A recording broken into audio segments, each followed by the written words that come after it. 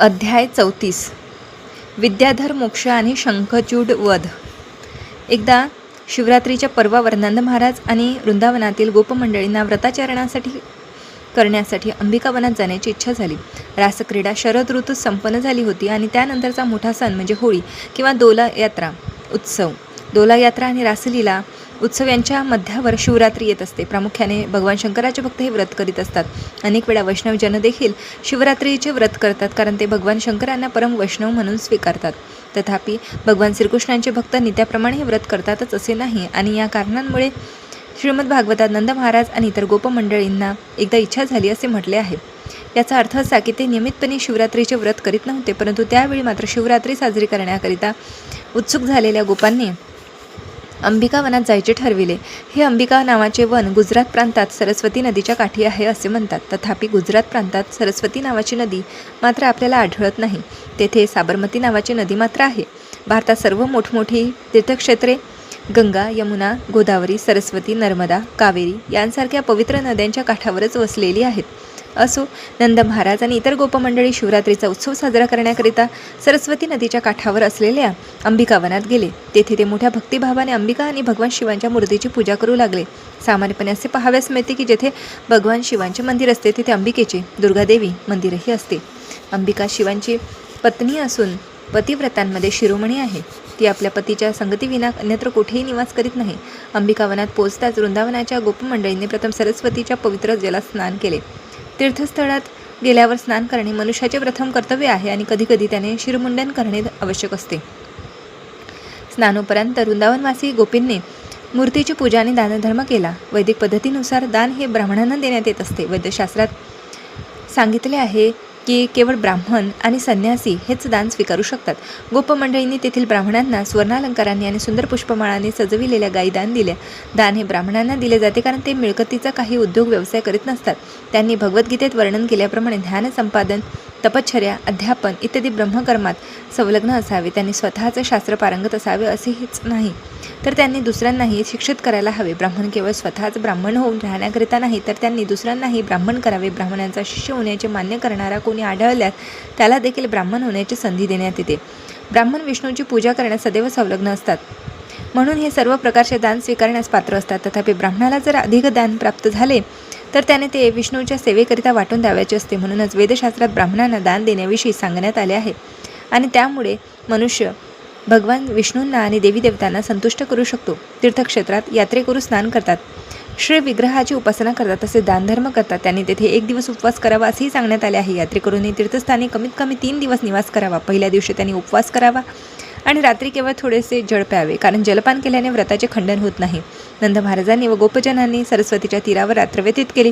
त्यांनी दिवसभर उपवास केला आणि ते रात्री थोडेसे जल प्याले. रात्री विश्रांती घेत असताना तेथील वनातून एक विशालकाय सर्प तेथे आला आणि त्या सर्पाने नंद महाराजांना अधाशीपणे गिळंकृत करण्याचा प्रयत्न चालविला. नंद महाराज असहायपणे ओरडले, कृष्णा, वाचव, लवकर ये, मला या संकटातून सोडव. हा सर्प मला गिळून टाकीत आहे. नंद महाराजांची साह्यासाठीची हाक ऐकून सगळे गोप जागे झाले आणि त्यांनी तो प्रकार प्रत्यक्ष पाहिला. त्यांनी तात्काळ पेटलेली लाकडे उचलली आणि त्या सर्पावर प्रहार करून ते त्याला ठार मारण्याचा प्रयत्न करू लागले. तथापि त्या जळत्या लाकडांनी प्रहार करून देखील तो सर्प नंद महाराजांना सोडित नव्हता. त्याचवेळी श्रीकृष्ण तेथे प्रकट झाले आणि त्यांनी त्या सर्पाला आपल्या चरणकमळांचा स्पर्श केला.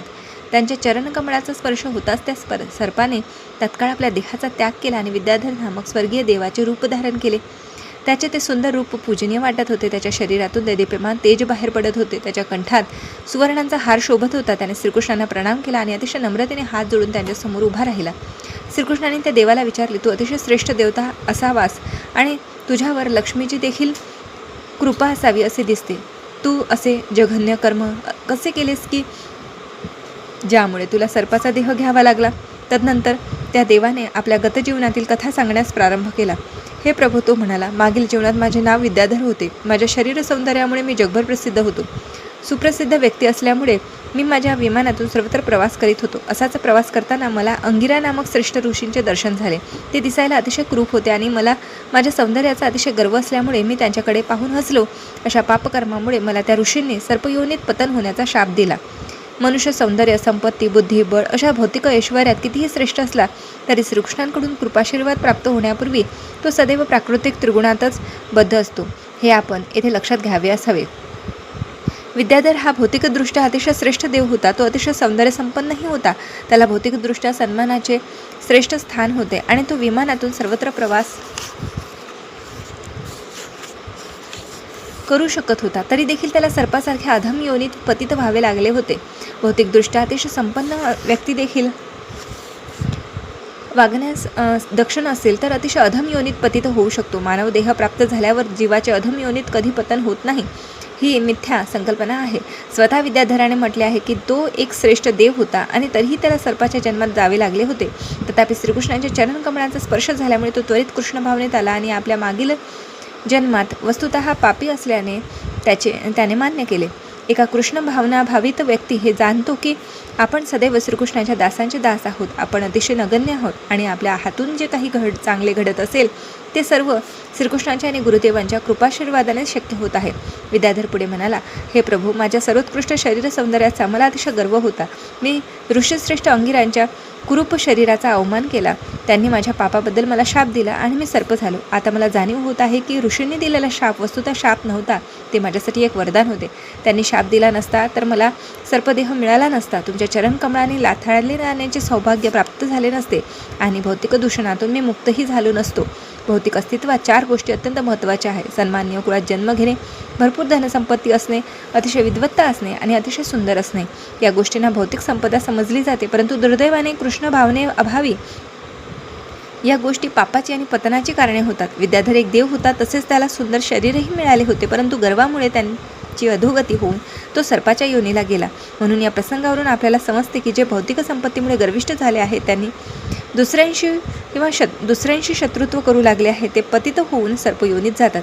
सर्प हा अतिशय क्रूर व द्वेषी जीव आहे, परंतु जे मनुष्य असूनही दुसऱ्यांचे द्वेषी आहेत त्यांना सर्पापेक्षाही क्रूर समजले जाते. कारण सर्प हा मंत्राने आणि वनस्पतीच्या प्रयोगाने शांत होऊ शकतो, परंतु द्वेषी मनुष्य कधी शांत होत नाही.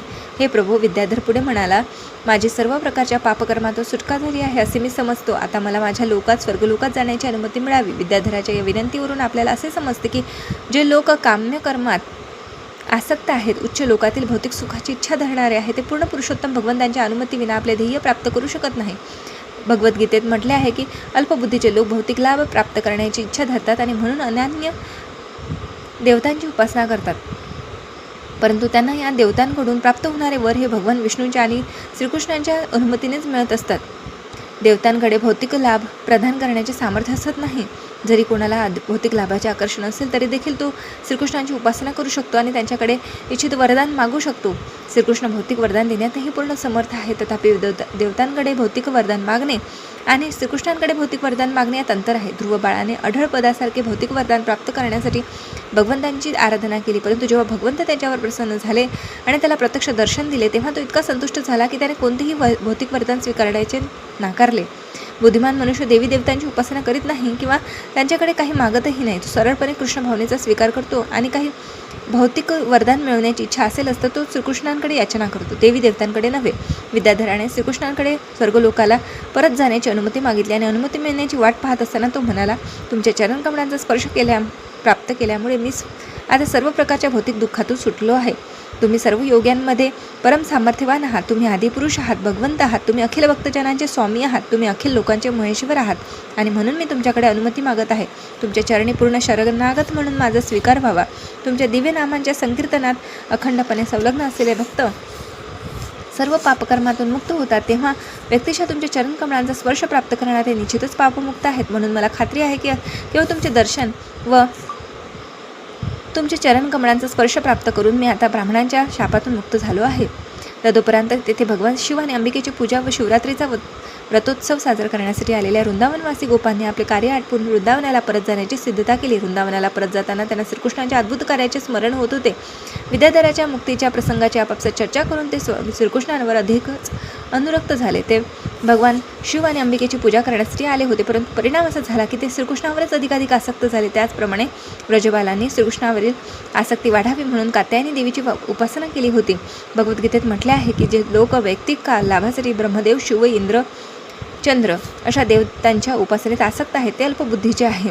त्यांना जीवनाच्या वास्तविक हेतूचा विसर पडला आहे. परंतु वृंदावनवासी गोप सामान्य मनुष्य नव्हते. त्यांनी जे काही केले ते कृष्णासाठीच केले. जर कोणी श्रीकृष्णावर अधिक आसक्त होण्यासाठी भगवान शिवांची व ब्रह्मदेवांची उपासना करेल तर ते मान्य आहे. परंतु जर कोणी वैयक्तिक स्वार्थासाठी देवी देवतांकडे जाईल तर ते निंदे आहे. या प्रसंगानंतर एका अतिशय रमणीय रात्री अचिंत्य शक्तिशाली श्रीकृष्ण आणि त्यांचे अग्रज बलराम असे दोघे व्रजांगनांसोबत वृंदावनात प्रविष्ट झाले आणि तिथे व्रजांगनांच्या संगतीचा आनंद घेऊ लागले.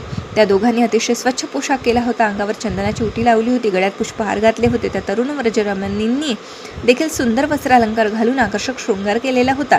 चंद्र दीप्तिमान तारकांच्या समूहातून चांदण्यांचा विस्तार करीत होता. वायू कमळांचा आणि मलिका पुष्पांचा सुगंध घेऊन मंथर गतीने वाहत होता. मधुमक्षिका व भ्रमर त्या सुगंधाने मत्त होऊन भ्रमण करीत होते. अशा रमणीय वातावरणात श्रीकृष्ण आणि बलराम संपूर्ण स्वरमंडलावर संचार करीत मधुर गायन करू लागले. व्रजरमणी त्या कर्णमधुर गायनाने देहभान विसरल्या.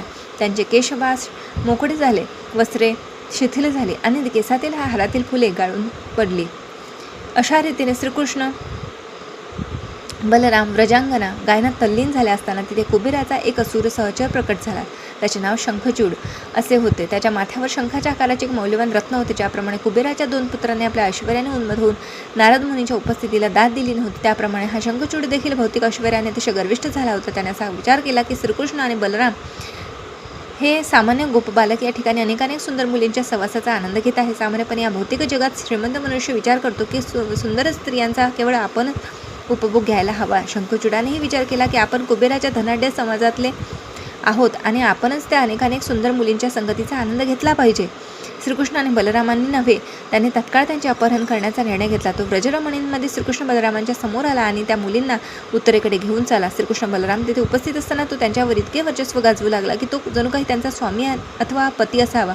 शंखचूड त्या व्रजरमणींना बलपूर्वक घेऊन निघाला असता त्या आपल्या संरक्षणार्थ श्रीकृष्ण बलरामांना हाका मारू लागल्या. त्यावेळी त्या दोघा बंधूंनी शाल वृक्षांचे मोठमोठे ओंडके उचलले आणि ते शंखचूडाचा पाठलाग करू लागले. ते गोपींना म्हणाले, भिवू नका, भिवू नका, आम्ही त्या असुराला शिक्षा करण्यासाठीच आलो.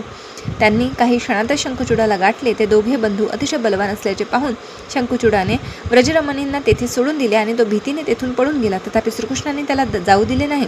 श्रीकृष्णाने सर्व गोपींना बलरामाच्या संरक्षणात ठेवले आणि त्या असुराचा तो जेथे जेथे जाईल तेथे तेथे पाठलाग केला. श्रीकृष्णाचा त्या असुराच्या माथ्यावरील शंखाकृती मौल्यवान मणी काढून घेण्याची इच्छा होती. फार थोड्या अंतरापर्यंत शंखचूडाचा पाठलाग केल्यानंतर श्रीकृष्णाने त्याला पकडले आणि त्याच्या माथ्यावर मुष्टिप्रहार करून त्याचा वध केला. नंतर त्यांनी त्याच्या डोक्यावरील मौल्यवान मणी काढून घेतला आणि ते परत आले. त्यांनी तो मणी सर्व व्रजरमणींसमोर आपल्या थोरल्या बंधूंना बलरामांना भेट दिला. अशा रीतीने कृष्ण पूर्ण पुरुषोत्तम भगवान या ग्रंथातील विद्याधर मोक्ष शंखचूड वध नामक अध्यायातील भक्तिवेदांत भाष्य संपन्न.